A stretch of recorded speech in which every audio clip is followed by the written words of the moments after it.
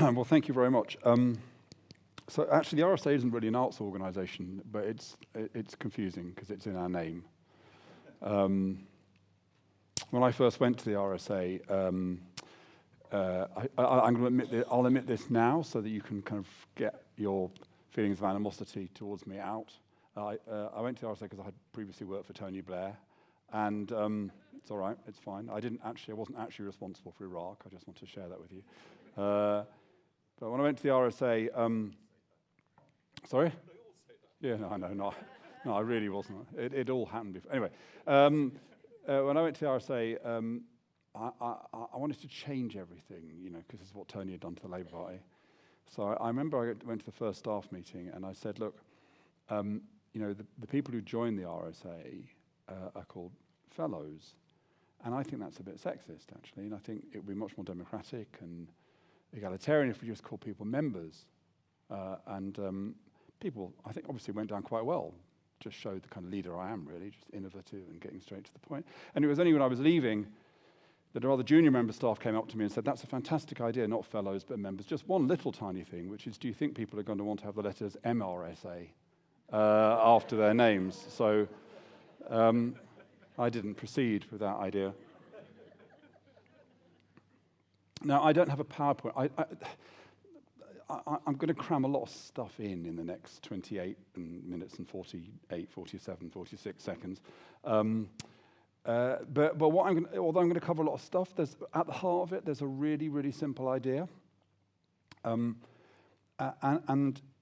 It's an idea based upon my experience, kind of 35, I know it's hard to believe, but 35 years of working in politics, in policy, in leading organizations, and the kind of patterns that I've observed.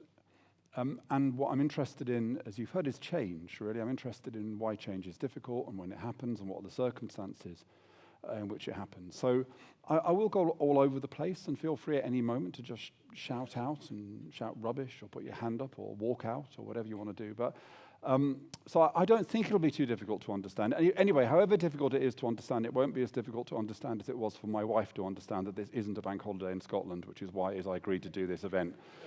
Many, that was quite a difficult conversation to have. The whole concept of devolution had to be explained, really, in the context of me not taking my 6-year-old daughter out to a party. So, but I'm delighted to be here because I think this is just about as far away as I can get from Nigel Farage in the UK today. So it's an enormous relief to me that you've invited me here and I don't have to see that ghastly visage. Okay, so thinking about change, where am I going to start? I'm going to start with you, each of you. And I'm going to start with what it is that motivates you. And I can rely here on a theory called self-determination theory. And that's really the basis for most positive psychology, most social psychology. And that argues that ultimately human beings have 3 fundamental motivations. And they call these motivations mastery, which is in a sense the desire to get to the top of the tree in whatever area you're in, whatever you do, to be as good as you can be in that thing. Connectedness, which is your desire to be part of a group, belong, relationships, and autonomy, which is your need to be free, to have agency, to have control. And psychologists say that these are the 3 fundamental drivers that we all have. You think about a day in your life, most of that day you'll just kind of follow orders, you'll do what you're told. That's the kind of mastery drive. I would call it hierarchy. It's all about kind of following orders. It's about expertise. It's about kind of things like strategy, planning, control, all of those kinds of things. Most of the time you just follow orders. You do what you're told to do. You carry an umbrella because that was the weather forecast, or you follow the laws of the land. You do what you're told. That's part of what drives you. The second thing that drives you is you do what you do because you think it's right, because of the kind of person you think you are, the norms that you have, the values that you have. That drives your decisions. And then thirdly, you do things just because you want them. Whether it's the type of coffee you choose or the way in which you try to get ahead at work or the plans that you make to enjoy yourself in your leisure time. So these core drives. Now, I'm less interested in psychology and more interested in sociology, more interested in politics and policy. So I take those three drives and I turn them into something else, which I've started already to refer to.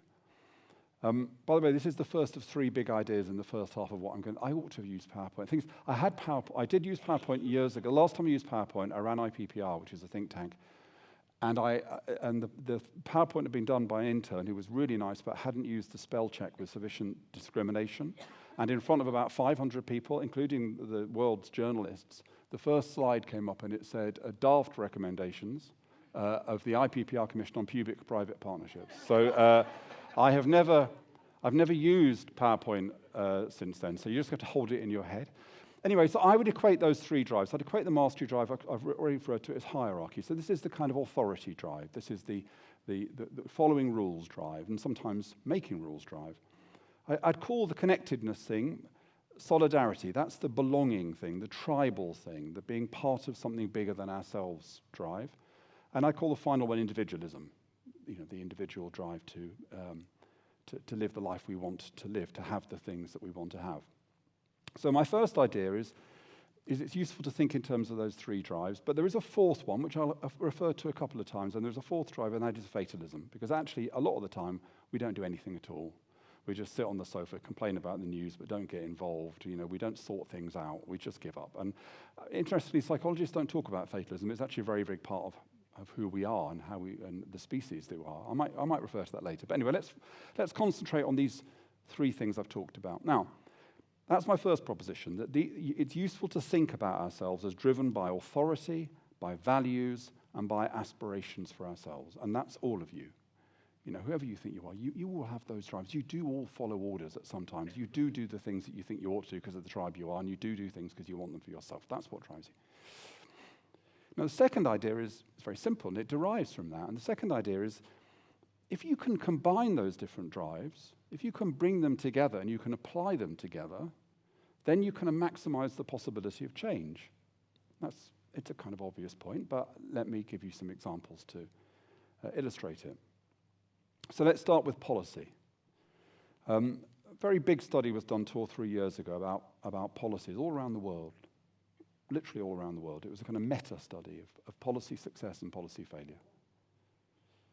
And it said that the policies that worked had 3 characteristics. The first was policy, what they called policy. They were well designed. So wonks like me, wonks like me, had designed them well, very carefully, used the data, the planning was all good. It was a good policy. It hadn't just been written in order to pacify the Daily Mail or whatever. Secondly, legitimacy. They said the second characteristic of these successful policies was legitimacy. People felt these policies were right. So the policies that endure are the policies that people say, that's the right thing to do. Think of devolution. Think of banning smoking in public places. I was in number 10. I had to fight for Tony in the cabinet to get smoking banned in public places. Would anybody ever go back to smoking in cafes and pubs and restaurants? The minimum wage, think of that. Before 1997, the Conservatives said the minimum wage would be a catastrophe, but now the Conservatives are trying to raise the minimum wage to the highest level ever. So when people think a policy is right, that's second. And the third thing they said, so policy, legitimacy, and the third thing they said was what they called action. And what they really meant by action was incentives. Because it's all very well having a great policy, and it's all very well having the right values, but actually, if people don't really want to do what the policy says, if it doesn't really line up with their own kind of lives and their preferences, then it isn't going to work. That often goes wrong with lots of kind of tax policies, for example. They're designed by clever people, their aims are right, but actually, in the end, so some of our taxes in this country have got non-compliance rates of 90% because people don't really want to have to pay tax, and they avoid it if they can. So this study found these are the 3 things you need. You need a well-designed policy, it's got to be legitimate, and you've got to be accurate about what people actually want to do, the decisions they will actually make as public servants or as citizens. So let me give you a couple of examples of that in practice, because generally speaking, policy fails. That's an admission, really, because I've been in the policy world all my life. But generally speaking, policy fails. Sometimes it fails gloriously, catastrophically, like the poll tax or the London Underground Public-Private Partnership or Brexit. But generally, it fails in a kind of less dramatic way. That is to say, you have a policy, you put a lot of effort into it, a lot of money into it.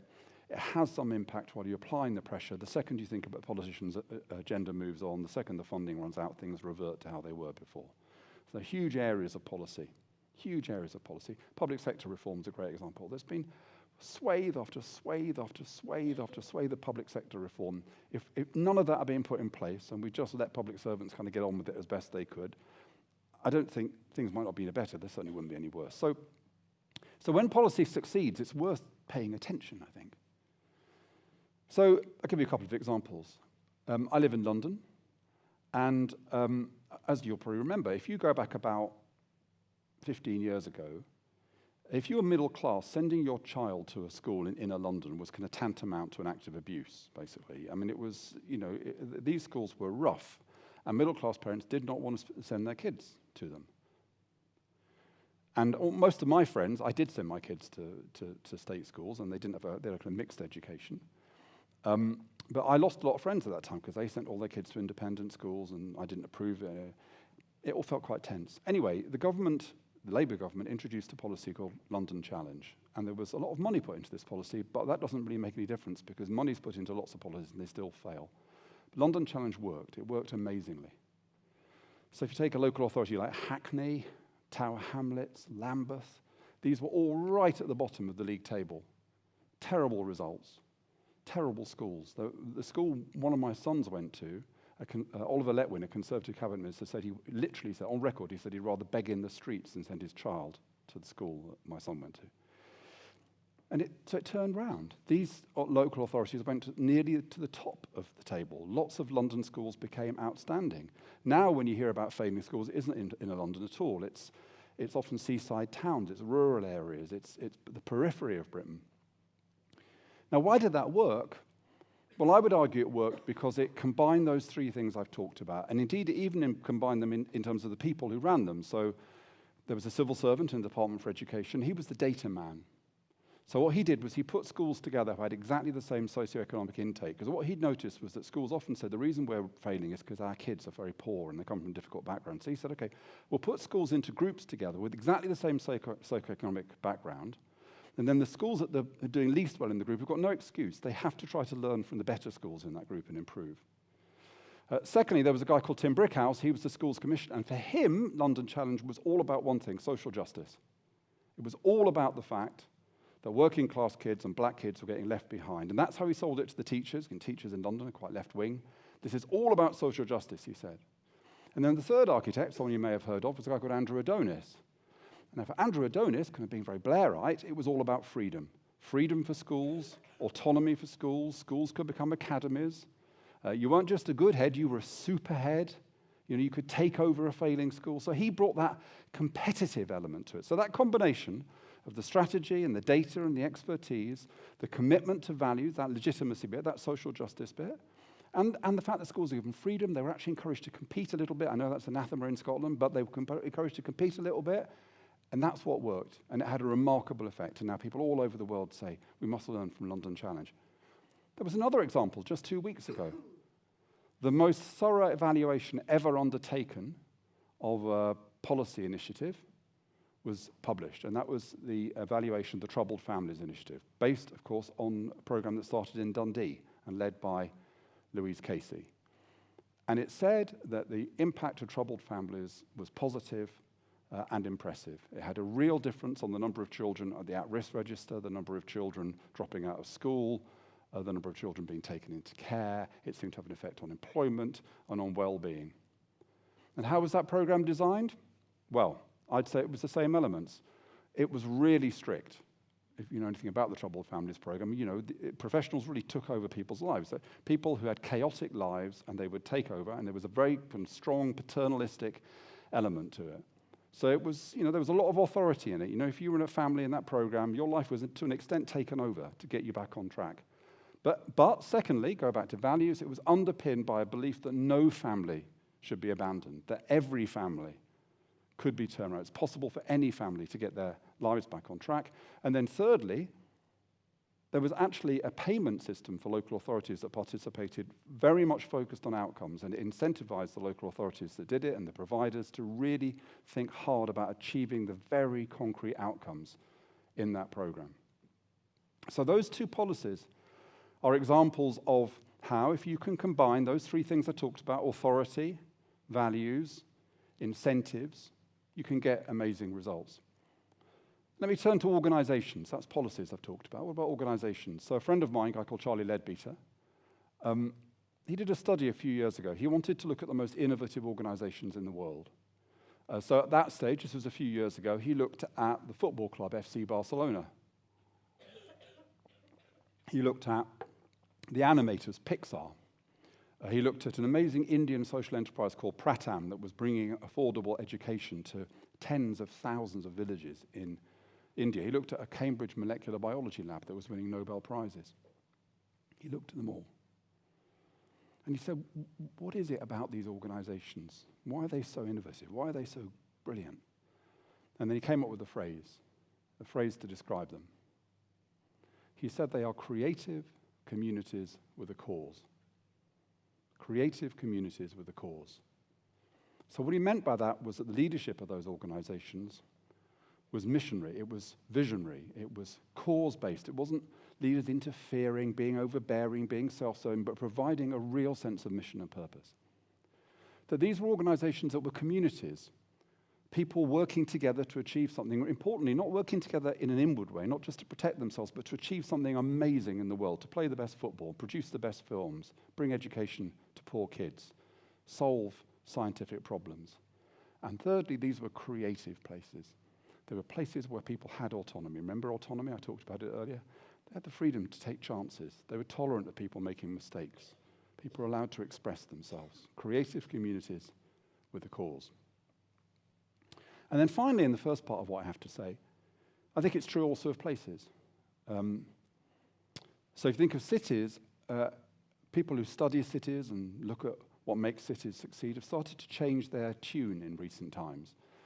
It used to be, a few years ago, that people just said, well, what matters to cities is they're economically dynamic, that they've got low taxes and they bring businesses in and they try to persuade property speculators to come in. It was all about that kind of very narrow account of economic dynamism. Now, there's a lot more focus on what we call balanced cities. And when you talk about balanced cities, what are the kinds of metrics that people look at to see why some cities succeed and why do people want to move to cities? It turns out it's a balance. Yes, they need to be well run. Planning is good. These are cities that work. The transport system works. So that kind of leadership, hierarchy stuff, that works.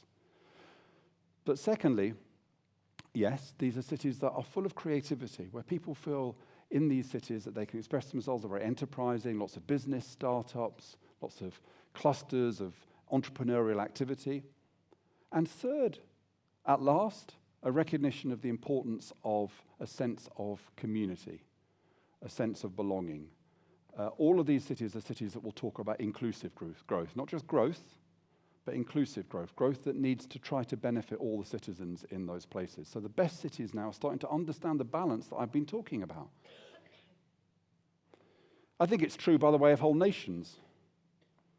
I think if you look at the post-war period, you look back at those post-war decades, they were amazing, those decades. You know, we grew the welfare state, people's living standards rose, unemployment was zero. You know, generally speaking, people kind of were okay about government. They weren't angry in the way they are right now. And I would say those post-war years, again, were years in which there were people in authority who were committed to a vision for the country, which was we had to avoid returning to the 1930s, and they balanced the power of the market and the importance of social justice and everybody doing better. And that system held together and achieved amazing things. And if you look back in history, you'll find the same thing. The Dutch Golden Age, amazing period in the history of probably the beginning of the Enlightenment. And again, you find the same things. This was an era where the Netherlands invited the most creative people in the world. It was highly tolerant, so it had that creativity bit. It was well-led, very devolved form of government, but it was well-led. It was much more ordered than most other parts of the world. But yet also the Dutch people were united. They were united with a common purpose, which was resisting the Spanish and resisting the sea, because they were constantly threatened by flood. So I find it fascinating when I go back and I look at these periods at work, you see these things combining in the way that I've described. So, okay, well then that's pretty straightforward. Why don't we just do it all the time? Why isn't that the way that things just work out all the time? So let me explain why it doesn't happen all the time. Why it is we don't always, when we have a policy, when we have a place, when we have an organization, why we don't always effortlessly combine the power of authority, doing what you're told, the power of values, doing what you believe is right and belonging, and the power of your own aspirations. Why don't those things just align all the time if that's what works? Well, they don't. It doesn't happen all the time because each of these forces I've described are complicated. They've got good sides and bad sides. Yes, authority can be great and it can guide us and it can be strategic, but authority can also be overbearing. It can be controlling. It can be oppressive. Solidarity. When I talk about solidarity to left-wing audiences, they all think, oh, that's our thing. Solidarity is what drives Brexit. Because solidarity is about tribe. It's about belonging.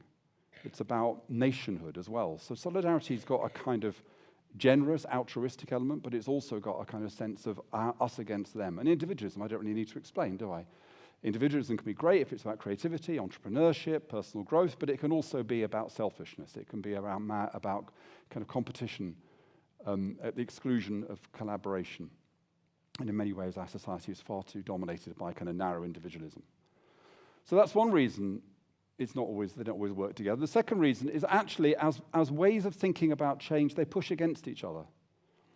If you go to any organization that's going wrong, and you go and listen to the senior management team, there'll be somebody who says, what we need is a new strategy. That's the hierarchy person. Someone else says, no, the problem with this organization is we've lost sight of our values, and people are unhappy, and they feel we're not a team. And someone else saying, no, the problem with this organization is that we haven't got big enough carrots for the good people, and we've got big enough sticks for the bad people. And then there'll be someone fatalistic who will just say, I've heard all this nonsense before, and nothing ever changes. So if you talk to people about climate change, some people will say, well, what we need is a new treaty. We need all the leaders to get together. That's what we need, the scientists and the leaders and a new treaty and new rules. That's what we're doing. Other people say, no, what we need is to change our values. It's about our values. We've got the wrong values. We need to give up consumerism, stop flying, give up meat, think about other people in other parts of the world. And then other people will say, no. The individualists will say it'll be solved. Science will say, we didn't run out of stuff. The Stone Age didn't end because we ran out of stone. You know, we'll solve it through science and markets and human ingenuity. And then the fatalists say, it's bollocks, and if it's true, we're doomed. Right? And these might sound like odd views, but actually, ask anybody, and they will have their preference, their preferred view. I sometimes talk to people who are very green, and I say to them, what if science came up with a solution? And I can tell they would rather regret it, because they're hoping that battling against climate change will lead us to have to change our values. I understand that.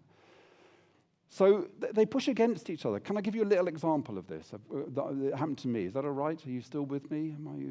I asked them to keep the lights on so I could spot anyone falling asleep or doing a crossword or whatever. I'll just give you a little tiny example of this. I was queuing up outside a station in London called Vauxhall, and I was queuing up because the tubes weren't working that day. The underground wasn't working. So we all had to queue up in this alleyway, this passageway, and we were moving forward very, very slowly. So this was a queue, and this queue had two characteristics. It was a hierarchical queue, because we were doing what we were told, and it was a fatalistic queue, because something always goes bloody wrong. Okay, that's what it was, right? And then something happened, because we were in the kind of, on the left-hand side of the passage, but on the right-hand side was the exit, and there was just a kind of bar here. And a few people now, they might have had life-threatening emergencies, they might have been megalomaniacs, they might have been antisocial, I have no idea. But a few people, bastards, started ducking under the bar and going up the exit, pushing to the front. What happened is, as you could hear it, the murmuring in the queue, we changed as a queue. We were no longer just a hierarchical queue, because in the face of this wanton individualism, we were now a solidaristic queue. We were people who chose to queue. We asserted the value of social justice and all queuing together. So the point is, these things push against each other. If you have too much authority opposed at work, you'll go down the pub on a Friday evening and you'll all bond together about how much you hate the boss. All right? So these things push against each other. And then the third reason why it's difficult to combine, it should be so easy, but the third reason it's difficult to combine these things is because the world keeps changing. So do you remember Gordon Brown? I do, with quite a lot of pain, because I work for Tony Blair, but that's a different story, and it'll be in my autobiography. But Gordon Brown famously said, there'll be no return to boom and bust. And the reason there will always be a return to boom and bust is because when things are booming, in that meeting where people are talking about what do we do, the only person anyone listens to is the individualist. Because the individualist says, look, it's all fantastic. Let's take some more risks. Let's borrow some more money. Let's go crazy. It's all going to be amazing. And the people in the room who go, well, I'm not sure about that. And is it, well, I don't know. We're being a bit unsafe. And are you sure we understand what's going on? Well, no one listens to them. So at the boom time, we listen to one voice. And then, of course, when everything goes to pot, and when we ought to be listening to individualists, because it might take a few risks and get them moving, all we listen to then is the solidaristic people who are going, oh, it's all hopeless, we've got to close it all down, and the hierarchy has got to minimize risk. So the world changes. Technology used to be something which made hierarchies strong. It's now something which makes individuals and movements strong, and hierarchies, generally speaking, don't know what to do about it. So let me move very swiftly into the final part of what I want to say, because I've been talking, this is my theory, so you've had my theory, the whole of my theory. But is it of any value at all, I hear you saying to yourself? Well, I just want to end by saying some things about, in terms of the observations that I've made over these many years, about the kinds of things that we need to do if we want places to work. So we're talking here about strengthening communities, but all places, whether it's a small place, town, city, maybe even a country. And what I'm interested in are what are the characteristics we need? Because actually, I think the modern world makes it harder and harder and harder to align these different things. You know, authority is in crisis. We have lower levels of trust in leaders than we've ever had before. Solidarity is in crisis because we spent 99% of our existence in communities of people made up of people just like ourselves, where change didn't happen very often. Now we have to live in a world of constant change and huge diversity. Individualism, as I say, has become kind of pathological. It's become this gripping force in our lives. And by the way, I would say the politics we're suffering from, not so much in Scotland, because you didn't swallow the neoliberalism thing nearly so much, but the politics we're suffering at the moment is a solidarity deficit. Because we had a system that said all that matters is that government expands markets. And what that forgot was social justice on the one hand and people's need for belonging on the other. And so what happened was that people lost agency. And what you've got at the moment, that's why politics is often so poisonous, is a kind of left-wing account of that deficit, which says we've forgotten social justice, elites are out of control, what about the vulnerable people? And a right-wing solidarity deficit, which is what's happened to the nation, what's happened to the tribe, we've been left behind. We've been pushed aside by others, and it's a really, really poisonous, really, really visceral politics. Anyway, that's a different story. I've only got 2 minutes and 48 seconds left. So, what are the things that we need if we're going to express these motivations? And remember, I'm talking about you. I'm talking about what are the things that are going to articulate our willingness to be led by authority, our willingness to be driven by our norms and values, our desire to fulfill ourselves. And so I'll just snap through it really, really quickly. In terms of hierarchy, we do need vision. We do need visionary leadership. I think it's great that Scotland's got its performance framework. I think there's other things that Scotland have got committed to that are really strong. The Fair Work commitment, for example. So I think Scotland's much better than England in terms of having a kind of vision of what it wants to do. But it's not, it's not just about metrics and lists. Sometimes it's just about sheer kind of bravado. One of my favorite politicians is a guy called Ray Cornett. He was the mayor of Oklahoma. On New Year's Day in 2006, he went and stood in front of the elephant cage, and he said to the people of Oklahoma, I'm fat. And he said, we're all fat. We're a fat city. And he said, I'm going on a diet, and I want you all to support me, and we're going to lose 1 million pounds of weight. People of Oklahoma. His press office didn't know what he was talking about. He later admitted he didn't know what 1 million pounds in weight even was. But they did it. They did it. The city fell in love with him. They just thought, yeah, the mayor's going to do it, we'll do it too.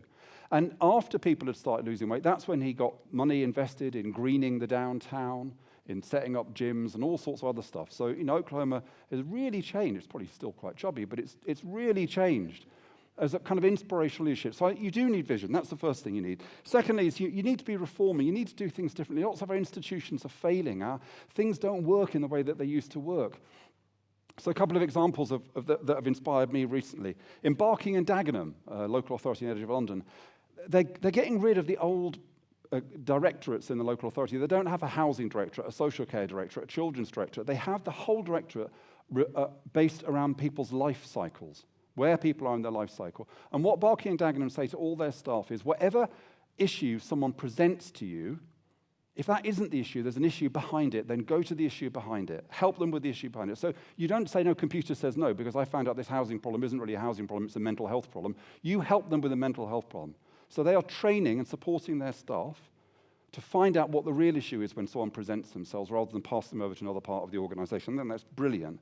In Barcelona, they've created an amazing digital platform called I'll be 5 minutes more. That's all right, isn't it? We've got 45 minutes here. They've created this amazing digital platform called Decidem. And the mayor of Barcelona has been using this to try to engage citizens continuously in a conversation about what the city's priorities should be. Not a one-off thing, not a gimmick, but a continuous digital engagement of the whole of the city in determining what priorities should have on serious issues like the budget and things like that. And then thirdly, there'll be 3 for each of these. Thirdly, so visionary, reforming, and then collaborative. The RSA has done lots of work on inclusive growth, and what we found is the single most important thing for effective inclusive growth strategies is really high levels of collaboration. If organizations don't work together, if there's one thing, if you're an ordinary citizen, you can't stand, it's the idea that people in authority are fighting each other and clashing into each other rather than getting their act together and solving the issues that really matter. So if we want hierarchies that are going to work, if we're going to restore some of that authority and that trust that's been lost, we need leaders who are visionary, we need to reform our institutions, and we desperately need a collaboration. So what about solidarity? What do we need to express solidarity? Well, first thing is I was blown away by Sarah's talk this morning, and she's there at the back. Putting a hand up. So you are listening. That's good. That's good. You've been on your phone quite a lot of the time, but I don't mind. It's absolutely fine. No, but it's fine. Maybe you're taking notes. But Sarah's point, which is, you've got to engage with people. You've got to listen to people. You've got to find out where they are. A lot of what's gone wrong on Brexit and Trump and all, it's just we stopped listening. We stopped listening to people. Or if people said things we didn't like, we kind of put our hands over our ears and said, no, no, no, no. We have to understand people's norms and their values. And you only get that by engaging in kind of rich conversation. So we need to start from where people are. We need to understand what actually motivates them.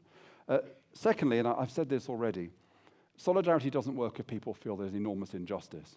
So we do have to have the old idea which we had until 10 years ago, which is as long as the economy is growing, it doesn't matter if inequality is growing at the same time. Yes, it does. If people feel left out, if people don't feel included, that undermines solidarity. That's one of the reasons we get the negative expressions that we're seeing politically at the moment. And thirdly, you do have to invest in social capital, which is what a lot of you do. I was wandering around the marketplace. A lot of your organizations, that's what you do. You build social capital. You connect people. We are used to doing that. That's how we grew as a species. But the modern world, as I said, the change, the diversity, it doesn't come naturally to us very often. We need people who weave communities together, who get people to develop projects together. And as many of you know, actually the way to build a community is not to have a committee meeting. It's to have a project which people enter in, building a house or developing an energy strategy or whatever.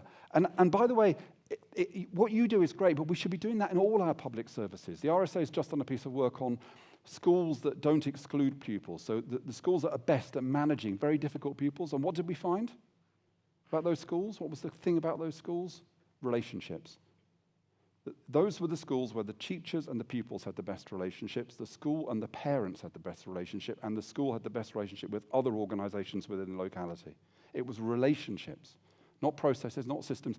It was relationships. So every public institution has got a role in strengthening social capital. Let's remember that public services, in the end, they're not things that get delivered. They are relationships. They're relational. So we need to think about the way in which public services strengthen relationships. And then finally, individualism.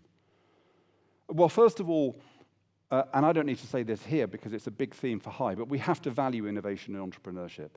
We have to recognize its importance. Sometimes, I have a left-wing background. Sometimes progressive people, they find these words, innovation, entrepreneurship, they worry about them a little bit.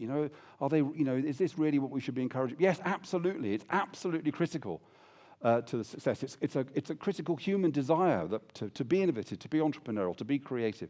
Secondly, we need the infrastructure for the right kind of individualism. Things like education. We need to educate young people and give young people support to be entrepreneurial. We need challenges and incentives. The RSA has been creating challenges and inspiring people to win prizes to solve challenges for 270 years, and it works. We need support and investment. A lot of you are doing that. And we also need to unleash the entrepreneurialism of the public sector. I've got a friend who runs the digital service in Hackney. Every month he gets together with all the kind of digital companies at Hackney, and he says, these are my problems, here's my data, go away and solve my problems. It opens up completely, not an old-fashioned contracting mechanism. He just says, here's the problems, you're bright people, here's the data, have some ideas. So we've got immense scope in our public services to foster entrepreneurialism. And then finally, when it comes to individualism, and this is a revolution that's going to happen over the next 10, 20 years, we need to recognize everybody is growing throughout their lives. We still have this really, really strange idea that you get educated in the first third of your life and then that you stop developing, you stop growing. And we've done some work at the RSA about skills, and the best examples of skills policies are policies which assume that people will learn throughout life and that they can change track at life. So we need a much richer story of human development and growth. We need a story that everyone has, which is they're continuing to grow and they're continuing to develop. And that's a more powerful form of individualism than shopping. I have more to say, but I have literally 16 seconds left, so I'm not going to say the last bit of what I was going to say. But you can ask me, you can say, Matthew, what was the last thing you were going to say? And then I can cheat. All I want to do then is just to finish by saying this. What I've been trying to say is that, and you know, I know it's obvious, really, a lot of what I've said. I do understand that it's obvious, but the fact that it's obvious doesn't make it happen. And so for me, the one thing I want you to take out of this is when we think about how we make organizations work, when we think about how we make policies work, when we think about how we make places work, the answer actually lies inside us. Because the best policies, the best places, the best organizations, the ones that summon up the things that motivate each and every one of us as human beings. Thank you.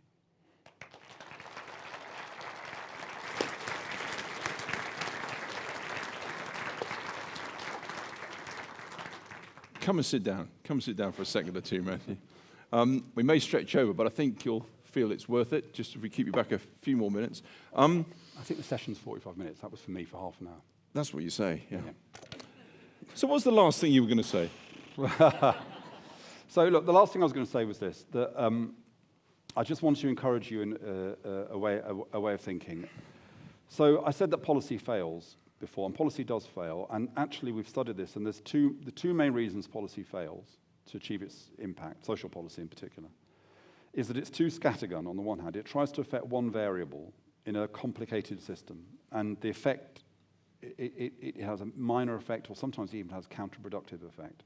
So that's the first one. The second problem is path dependency, which is it takes a long time to get permission to undertake a policy. And for government, that's certainly true. But, actually, if you work in an organization, it takes a lot of time to get investment. So you spend years getting permission to do something. The last thing you're going to do when you actually start implementing it and it goes wrong is to go back and tell those people you spent 5 years convincing you were right that it's gone wrong. So there's a certain path dependency as well. Jeff Mulgan, I used to work with, described this as the process of moving from evidence-based policy making to policy-based evidence making. So the response to that, we have this bit of jargon we use at the RSA. So we say the way to think about change is to think like a system and act like an entrepreneur. So we need to understand problems systemically. So if we want to tackle something like mental health or poverty or lack of unsustainability, we have to understand the whole system that we're working in and imagine that whole system being different. But that doesn't mean that we have to be implementing a big master plan over 10 years, because actually the approach we should take is to be very agile, very adaptive, because the world is extremely complex and unpredictable. And so actually what you need is a kind of mindset, not like a policymaker who's terrified when things go wrong, but a designer. Designers love it when things go wrong because they learn and they can adapt. So that was my last point. But if you're running an organization, how do you keep that agility? How do you keep that adaptability? How do you keep that ability to constantly disrupt and constantly change when you're held in hock? You're held in hock by your legal department. You're held in hock by people who are funding you. You're held in hock by the council that says you can or cannot do this, that, or the other. I mean, you're constrained on all sides, and yet you've got to maintain this level of agility. It's very hard. Yeah, it is very hard, but that's what leadership's about, I guess. I think that if you're leading an organization and you feel that it isn't able to do the things that it should be doing, you've either got to reform it or you've got to leave. It's as simple as that, because there are other things to do in life, and maybe someone else can do it better than you. I know it sounds harsh, but I had a big insight into this many, many years ago. I went to, this is going to go a bit personal now. That's okay. You can do that. Yeah. Well, I went to this kind of weird mass cognitive and behavioral therapy session, and we were all there because we were doing something we didn't ought to be doing, or we weren't doing something we did ought to be doing. And I'm not going to say what my thing was, but anyway, we basically involved about 48 hours of being shouted at by a very charismatic Frenchman. And at the end of it, we were all exhausted and we hadn't eaten and we were willing to say anything to get out of the room. But we were all asked at the end of it to stand on a stage and say what our story was. What's your story?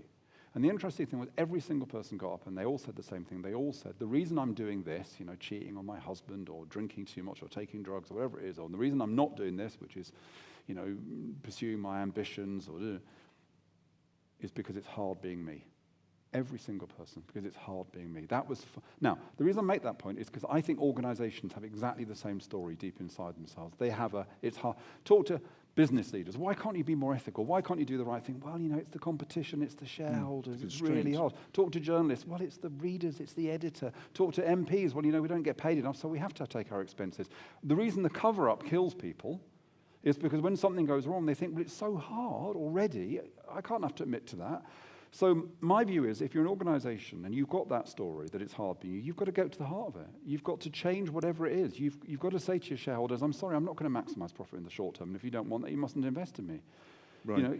You've got to change whatever it is about your organization, which is the excuse that you're making for not being the organization you need to be. Sure. I'm going to squeeze in 2 quick points. Your wonderful mayor in Oklahoma. Yeah. Yeah, great, £1 million, everyone bought into it. That's just charisma. You can't teach it. Some have got it, some haven't. Yeah, that's true. And what was interesting was other mayors tried to emulate it, of course. Here's this massively popular mayor, and he's doing all this, and a few other mayors tried to do that. They all fell flat on their face. So, yeah, there was a kind of magic to it. I'm not sure how personally charismatic he was. He just he wanted to do something. And do you know what it was? It was just, I think it was less charisma than generosity. He was sincere. It was generosity because he was saying, look, I'm fat, which is the first thing, it's like, look at me.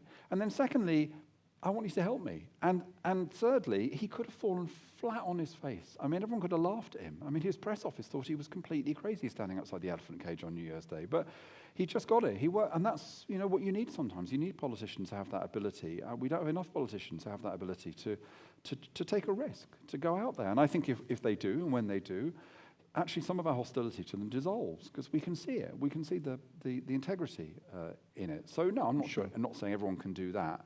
But every leader's got a way in which they can connect. Right, and as the clock ticks down, I'm going to do something really unfair here, which is draw together 3 major themes of what you just said. I want to talk about, we get incentives and incentivizing people. I want to talk about autonomy, and I want to talk about collaboration. And in the context, these people are out there. They're either in organizations or they're working for, indeed leading organizations, which are doing extraordinary things. They've all got the kind of constraints, the mundane constraints, the mundanities that we've been speaking about.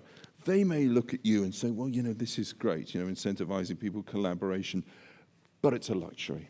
It's a luxury. It's an add-on. Now, you'd say, no, that's essential to making any business, any organization, any scheme, any dream succeed. Yeah, I would. And I talked earlier about creative communities of the cause, that phrase from Charlie Ledbeater. I actually think social enterprises, and the reason they're growing, and the reason that they're doing so well, because actually they are designed to have the balance that I've talked about. So well-run social enterprises, well-run, not badly run, but well-run, clear sense of what they're about, what their mission is, what their purpose is, well-organized. And then that combination of a really strong sense of social purpose, that values, legitimacy thing I talked about, and an enthusiasm for entrepreneurship, a desire to grow, a desire to compete, a desire to succeed. So actually, I think social enterprises are pretty much the model that we need in the world. And what's interesting to me is this, that it's not just that social enterprises are getting bigger, but the more and more businesses I talk to, the more they talk like they want to be social enterprises. Yes. Yeah? Absolutely. Because everyone hates them. Absolutely true. And they understand. They know they're hated. Yeah, and they know they know that actually you can't be a successful business in a fragmenting, disintegrating society.